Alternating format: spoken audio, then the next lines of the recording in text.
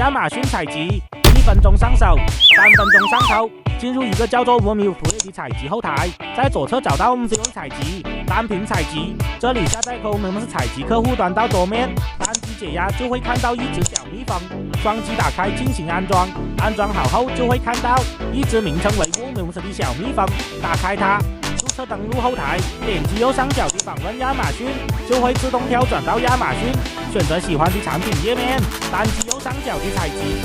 看到采集成功后，继续采集下一个产品。全部采集完成后，点击右上角的任务栏，这里可以看到刚刚采集的所有商品。回到我们采集后台，点击采集结果，选择商品，选择 Soundfile 格式下载。进入 Soundfile 后台，选择 Soundfile 格式导入，